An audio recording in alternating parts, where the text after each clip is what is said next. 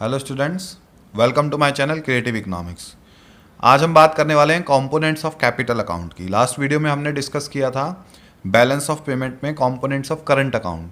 आज हम पढ़ेंगे कैपिटल अकाउंट। जैसा कि मैं आपको ऑलरेडी बता चुका हूं कि करंट अकाउंट में हमने वो ट्रांजेक्शन्स लिए थे जो किसी कंट्री के एसेट्स एंड लाइबिलिटीज़ को अफेक्ट नहीं करते थे।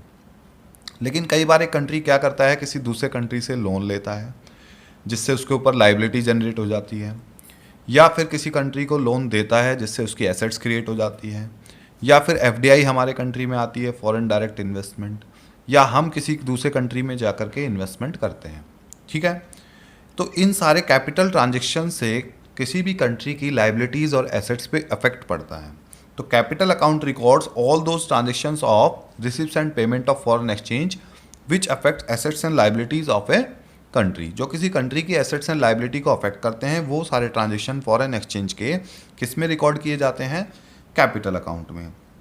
कैपिटल अकाउंट के 3 कंपोनेंट होते हैं, बोरोइंग्स, इन्वेस्टमेंट एंड अदर्स। ठीक है, पहले एक बात यहाँ पे आपको ये जो मैंने बॉक्स में नोट लिखा है ये समझ लेना आपने कि export and import of capital goods, कभी भी ये मत सोचना बेटा कि कैपिटल गुड्स का एक्सपोर्ट इम्पोर्ट जो होता है प्लांट का, इसका सॉरी मशीनरी का, ठीक है, या जो और कैपिटल गुड्स होती हैं कि हम उसे कैपिटल अकाउंट में लेंगे, नहीं, वो करंट अकाउंट में ही आता है। गुड्स चाहे कोई सी भी हो, चाहे कंज्यूमर गुड हो चाहे कैपिटल गुड हो, वो किस में आएगी? करंट अकाउंट में ही, वो कैपिटल अकाउंट में नहीं आएगी।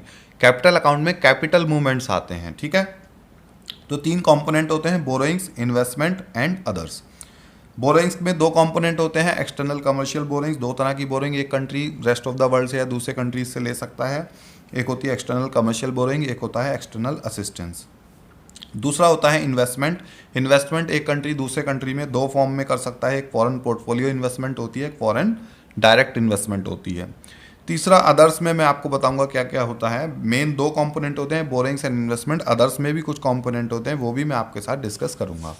सबसे पहले हम बोरोइंग्स को डिस्कस करते हैं। बोरोइंग का मतलब क्या होता है? जब एक country rest of the world से लोन लेता है, दूसरे कंट्रीज से लोन लेता है, ठीक है, तो हम उसे बोरोइंग्स में काउंट करते हैं। लेकिन बोरोइंग भी 2 तरह की होती है, एक होती है एक्सटर्नल कमर्शियल बोरोइंग्स और एक होता है एक्सटर्नल असिस्टेंस।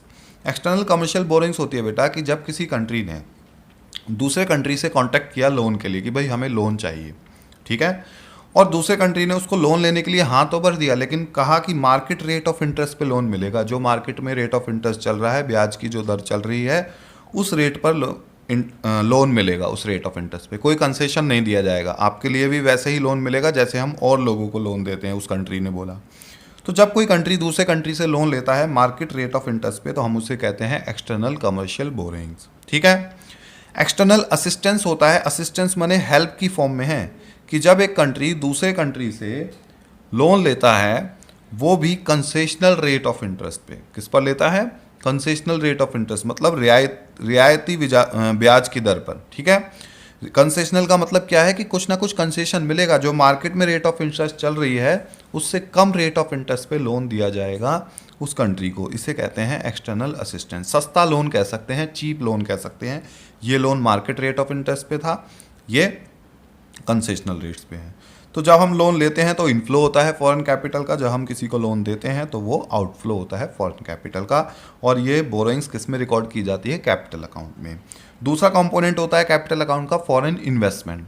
फॉरेन इन्वेस्टमेंट क्या होती है कि एक कंट्री दूसरे कंट्री में जाकर के इन्वेस्टमेंट कर सकता है, और जब दूसरे कंट्री में इन्वेस्टमेंट की जाती है तो वहीं की करेंसी में इन्वेस्टमेंट की जाएगी। फॉर एग्जांपल, इंडिया में कोई विदेशी कंपनी आती है तो हमारे पास फॉरेन एक्सचेंज आएगी। जब हम कहीं जा कर के इन्वेस्ट करेंगे तो हमारे कंट्री से फॉरेन एक्सचेंज दूसरे कंट्री में चली जाएगी। ठीक है, इसके लिए मैंने देखिए यहाँ पर 2 तरह की इन्वेस्टमेंट होती है। इन्वेस्टमेंट एक कंट्री दूसरे कंट्री में 2 फॉर्म में कर सकता है।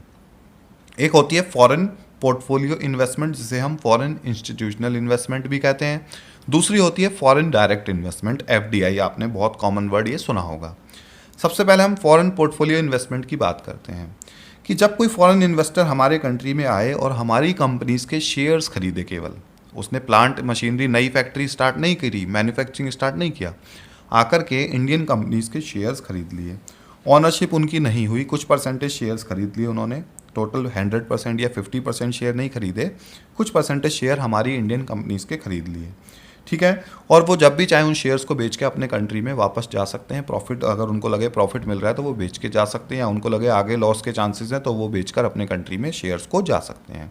This is called foreign portfolio investment. यहाँ पर उनकी कोई ऑनरशिप नहीं होती है विदेशी इन्वेस्टर की।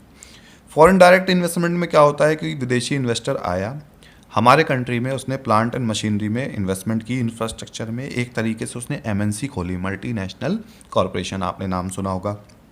और एमएनसी खोलने के बाद उसके पास क्या हुआ, उसकी ऑनरशिप भी हो गई, कंट्रोल भी हो गया। अब प्रॉफिट एंड लॉस उसी का है, ठीक है। ईजिली वो छोड़कर भी नहीं जा सकता क्योंकि पूरा सेटअप किया उसने हमारे कंट्री में, ठीक है। ऐसे ही हमारे इन्वेस्टर भी दूसरे कंट्री में जा सकते हैं फॉरेन पोर्टफोलियो इन्वेस्टमेंट की फॉर्म में या एफडीआई की फॉर्म में। जब हम कहीं इन्वेस्ट करते हैं तो फॉरेन कैपिटल का आउटफ्लो होता है, जब हमारी कंट्री में इन्वेस्टमेंट आती है तो वो इनफ्लो होता है फॉरेन एक्सचेंज का, ठीक है। अदर कंपोनेंट्स क्या होते हैं कैपिटल अकाउंट के, एक होता है एनआरआई डिपॉजिट्स। एनआरआई डिपॉजिट्स को आपने ध्यान से समझना है कि इसका मतलब होता है कि जब कोई नॉन रेजिडेंशियल इंडियन अपना पैसा, देखो कोई भी इंसान पैसा कमा रहा है वर्ल्ड में कहीं भी, वो अपना सेविंग को कहाँ रखेगा, बैंक्स में। जब कोई एनआरआई नॉन रेजिडेंशियल इंडियन अपना पैसा विदेशी बैंकों में न रख करके इंडियन बैंक्स की ब्रांचेज में रखता है, इंडिया के बैंक की ब्रांचेज हर कंट्री में होती हैं, अगर वो इंडियन बैंक की ब्रांचेज में अपना पैसा रख रहा है तो हम क्या कहेंगे उसे, एनआरआई डिपॉजिट्स, और वो हमारे कंट्री की फॉरेन एक्सचेंज में काउंट होने लग जाएंगे जब तक हमारे बैंक्स में रखे हैं वो, ठीक है। अब इसमें आगे मैं एक चीज़ बताऊंगा आपको अभी लास्ट में एनआरआई डिपॉजिट से रिलेटेड, उससे पहले मैं आपको सेकंड कंपोनेंट बताता हूं। देखो एनआरआई क्या करते हैं, keep is money in Indian banks, तो हम उसे एनआरआई डिपॉजिट कहते हैं। सेकंड है बैंकिंग कैपिटल। बैंकिंग कैपिटल क्या होती है, कई बार इंडिया के जो बैंक्स हैं उनके पास फॉरेन एसेट्स होती हैं, फॉरेन सिक्योरिटीज़ होती हैं, ठीक है।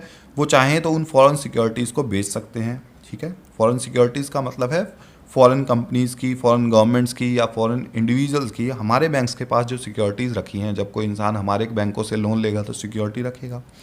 फॉरेन विदेशों की जो सिक्योरिटी हमारे बैंकों के पास रखी हैं, जब वो उनको बेचेंगे तो वो लिक्विडिटी में कन्वर्ट हो जाएंगी, फॉरेन करेंसी में कन्वर्ट हो जाएंगी, उससे हमें इनफ्लो होगा, ठीक है। तीसरा होता है short term trade credit.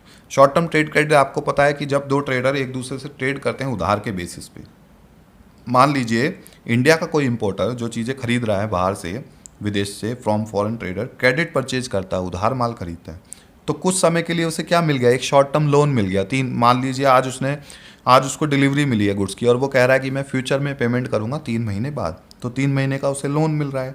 It is a kind of short term inflow of foreign capital. ये भी फॉरेन कैपिटल का शॉर्ट टर्म इनफ्लो होता है। जब हम किसी दूसरे कंट्री को उधार माल बेचते हैं विदेश में तो उससे क्या होता है, आउटफ्लो होता है फॉरेन कैपिटल का उतने टाइम के लिए जितने टाइम के लिए हमने उधार माल बेचा है। अब एक चीज़ जो मैं आपको लास्ट में बताने वाला था एनआरआई डिपॉजिट से रिलेटेड। एनआरआई डिपॉजिट्स और रेमिटेंसेस बेटा अलग होते हैं। एनआरआई डिपॉजिट्स का मतलब होता है जब एनआरआई अपना पैसा इंडियन बैंक की ब्रांचेज में रख रहा है, ट्रांसफ़र नहीं कर रहा है किसी को, बस रख रहा है बैंक में। रेमिटेंसेस क्या होते हैं कि जब एनआरआईज अपने डिपेंडेंट्स को इंडिया में जो उनके डिपेंडेंट वो कोई छोड़ के गए हैं पीछे, उनको रेगुलर बेसिस पे पैसा ट्रांसफ़र कर रहे हैं कंजम्पशन के लिए, बैंक में नहीं रख रहे, उनको ट्रांसफ़र कर रहे हैं। रेमिटेंसेस जो होते हैं वो करंट अकाउंट के पार्ट होते हैं, एनआरआई डिपॉजिट्स कैपिटल अकाउंट के पार्ट होते हैं। ये बात आपको बहुत अच्छे से ध्यान रखनी है, ठीक है। So NRI deposits capital account का पार्ट है, remittances are the part of current account. Clear. एक और चीज़ मैंने आपको स्टार्टिंग में बताई थी वीडियो के कि कैपिटल गुड्स चाहे हम खरीदें या बेचें वो करंट अकाउंट में आती हैं, कैपिटल गुड्स, ठीक है। कैपिटल गुड्स ये नहीं सोचना है कि कैपिटल अकाउंट में आएंगी, केवल कैपिटल का मूवमेंट किसकी फॉर्म में, बोरोइंग्स की या इन्वेस्टमेंट की, वो कैपिटल अकाउंट में आता है। कैपिटल गुड्स चाहे कोई सी भी गुड्स हम खरीदें, चाहे वो कंज्यूमर गुड्स हो चाहे कैपिटल गुड्स हो, वो किस में आएंगी, करंट अकाउंट में आएंगी, ठीक है। और रेमिटेंसेस जो होते हैं वो करंट अकाउंट के पार्ट होते हैं। जो ट्रांसफ़र हमने पढ़ा था करंट ट्रांसफ़र, उसमें आते हैं रेमिटेंसेस, जबकि एनआरआई डिपॉजिट्स कैपिटल अकाउंट के पार्ट हैं। वीडियो अगर अच्छा लगा है तो लाइक का बटन जरूर प्रेस करें, चैनल को अभी तक सब्सक्राइब नहीं किया है तो जल्दी से जल्दी सब्सक्राइब करें। Thanks for watching creative economics.